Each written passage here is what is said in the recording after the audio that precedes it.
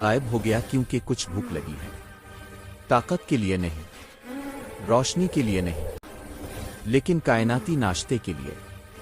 दूर शुमाल के बर्फ से भरे जंगलात में गहरी लोगों ने एक बार स्टीलो नामी एक चीज के बारे में सरगोशी का आकसाया इतना सर्द है कि ये आपकी सांसों के वस्त को मुंजमद कर देता है। ज्यादातर साए बेज़रर हैं। ये थोड़ा सा वापस जब सर्दियों के आसमान में सूरज बहुत लंबा था तो स्टीलो शायद सबसे लंबे बर्च के दरख्त पर चढ़ गया, इसके जबड़े को तबीयत की इजाजत से ज्यादा खोल दिया और सुनहरी डंपलन की तरह सूरज को पूरी तरह निगल लिया। दुनिया खत्म नहीं हुई, ये सिर्फ मध्यम हो गया। देहातियों ने आसमान को इस तरह बयान किया जैसे इस दिन ने घुटन की हो, बिल्कुल पोस्ट कार्ड लम्हा नहीं। स्टीलो ने नफरत से नहीं खाया, ये तन्हा था। जरा तसव्वुर करें कि कोई भी लानत वाला फरास्त देव है जिससे कोई बात नहीं करेगा क्योंकि हर शख्स आग से अंदर छुपा हुआ है। लिहाजा इसने सूरज खाया, उम्मीद है कि दुनिया खेलने के लिए सामने आएगी। इसके बजाय वो चीख उठे और अंधेरे में भागे। तन्हाई राकिशों के लिए अजीब व गरीब काम करती है। कुछ राकिशों को लाशों की जरूरत नहीं है, उन्हें सिर्फ मुन की जरूरत है। साइबेरिया के शिकारियों ने एक बार जंगल की वजाहत की तो ऐसा महसूस हुआ जैसे किसी और के फेफड़ों के अंदर रहना। इसके मरकज में एक कदीम स्टंप था जिसकी शक्ल जबड़े की हड्डी की तरह थी। लोगों का ख्याल था कि यह बिल्कुल भी स्टंप नहीं था, लेकिन स्काई निचोड़ का निचला निस्फ हिस्सा जिसने एक बार चांद ग्रहण के दौरान सूरज को निगल लिया था। उन्होंने इसे एनजीए कहा, जिसका तकरीबन मतलब यह है कि आप वहां ना जाएं।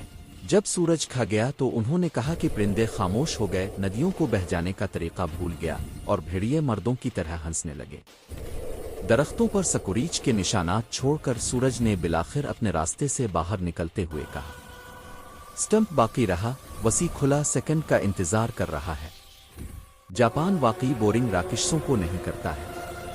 कहीं माई के मंदिरों और नम देवदार की जंगल के दरमियान कहीं ताई कोई नामी एक युकी को छुड़ाया जाता है, लफ्जी सूरज खाने वाला। लेकिन कायनाती पीएसी मैन की तरह नीचे घूमने के बजाय इस चीज को अपना वक्त लगता है। इसका आगाज फायरफलीज से होता है। पहले वो उन्हें खाता है, फिर चांदनी मध्यम होती है, फिर उफक गलत लगता है।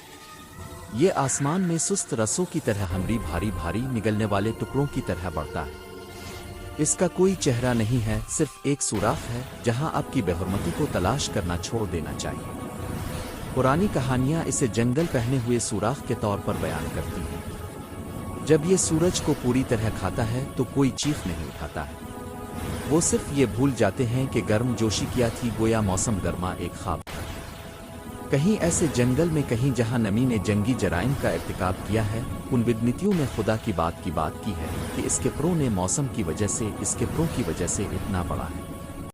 कहा जाता है ये बुराई नहीं थी, सिर्फ एक खराब रात के खाने के मेहमान।